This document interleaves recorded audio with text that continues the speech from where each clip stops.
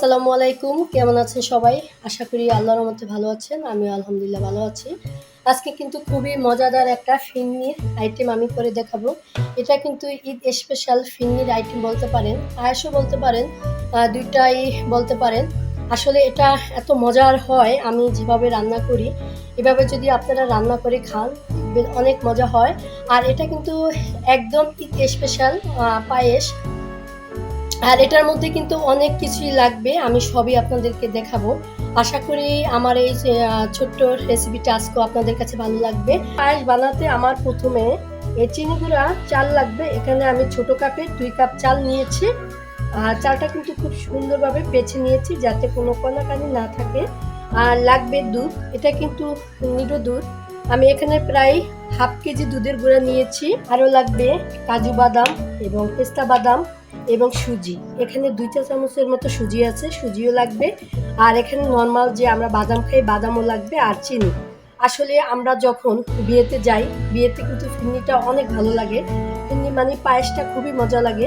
ঠিক আমি ওই বিয়ের মতোই কিন্তু স্পেশাল এই পায়েসটা ঈদের জন্য বানাবো। তো আর কথা বাড়াবো না, এখন মূল রেসিপিতে চলে যাব।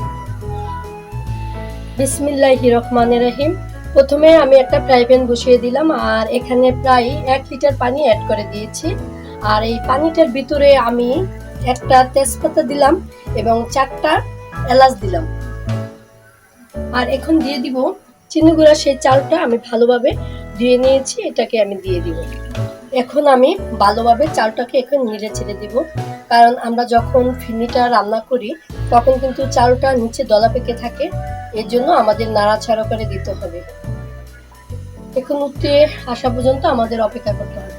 ফিরনি এবং পায়েসটা কিন্তু প্রায় উতরে গিয়েছে আর এটা কিন্তু আধা সিদ্ধ হয়ে গেছে। আর এটার মধ্যে এখন আমি দিয়ে দিব চিনিটা। যে পরিমাণ মিষ্টি খানে ওই অনুযায়ী চিনি দিবেন। চিনিটা দিয়ে একটু আমি নাড়াচাড়া করে দিব।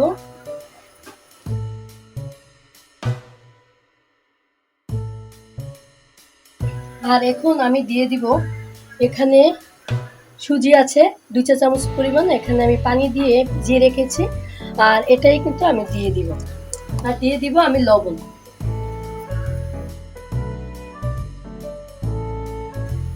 এখন এটা ভালোভাবে আমি সিদ্ধ করে নিব। নেওয়ার পরে আমি দুধ, পেস্তা বাদাম, কাজু বাদাম সব অ্যাড করে দিব। আর এদিকে কিন্তু পায়েসটা কিন্তু একদম সুন্দরভাবে সিদ্ধ হয়ে গেছে। আর এটার মধ্যে কিন্তু আমি এখন দুধ পানি দিয়ে গুলিয়ে রেখেছি, এটাকে অ্যাড করে দিব। আসলে আমরা যখন পায়েস বা ফিরনি রান্না করি এটার মধ্যে কিন্তু গুঁড়ো দুধ দিয়ে রান্না করলে কিন্তু অনেক মজা হয়, অনেক টেস্ট হয়। আর এই যে আমি দুধটা পানি দিয়ে গুলিয়ে রেখেছি, এটাকে অ্যাড করে দিব। আর পায়েসে কিন্তু দুধটা বেশি দিলে বেশি টেস্ট হয়, কারণ ফিরনিতে বা পায়েসে যত বেশি দুধ দিবেন ততই কিন্তু মজা বেশি হয়।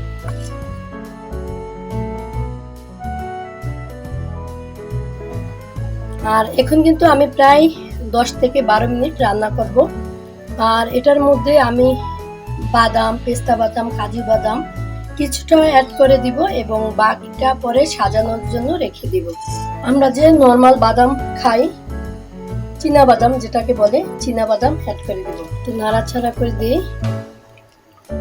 আসলে এই ফিরনিটা রান্না কিন্তু আমরা যেভাবে করি এভাবে করলে কিন্তু অনেক মজা হয়, টেস্ট হয়। আর এখানে পেস্তা বাদাম এবং কাজু বাদাম আমি কুচি কুচি করে রেখেছি। এটাকে এই পেস্তা বাদাম আর কাজু বাদামটাকে আমি কিন্তু ভালোভাবে ভেজে নিয়েছি। এটার মধ্যে আমি কিছুটা অ্যাড করে দিব।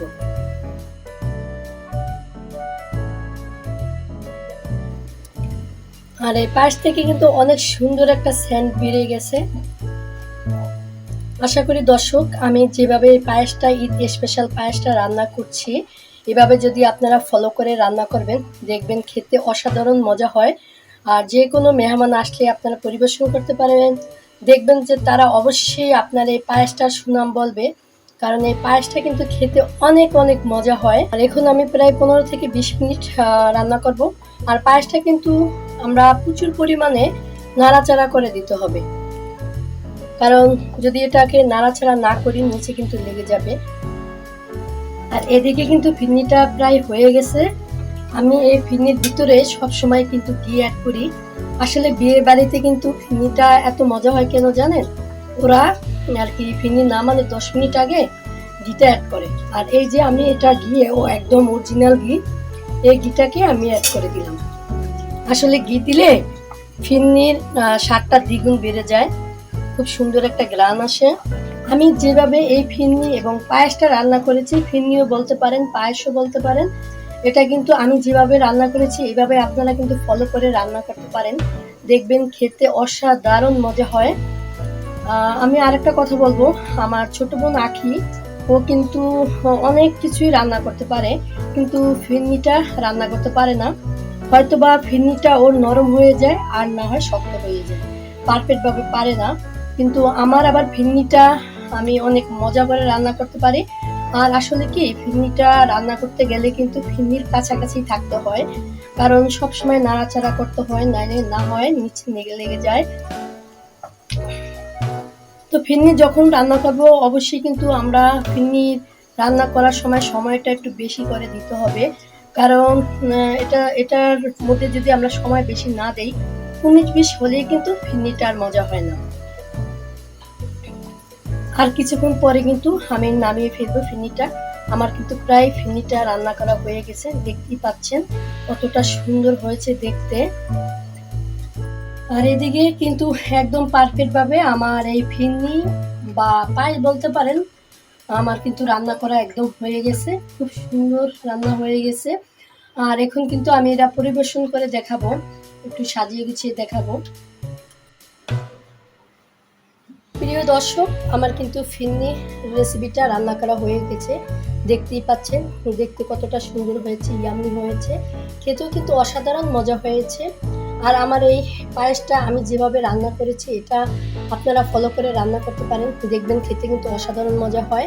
আসলে ঈদ স্পেশাল বলে একটা কথা আছে, ঈদের দিন যদি এই পায়েসটা ডাইনিং টেবিলে থাকে, মেহমানেরা কিন্তু দেখলে অনেকটা খুশি হয়ে যাবে, কারণ এই পায়েসটা খেতে কিন্তু অসাধারণ মজা হয়।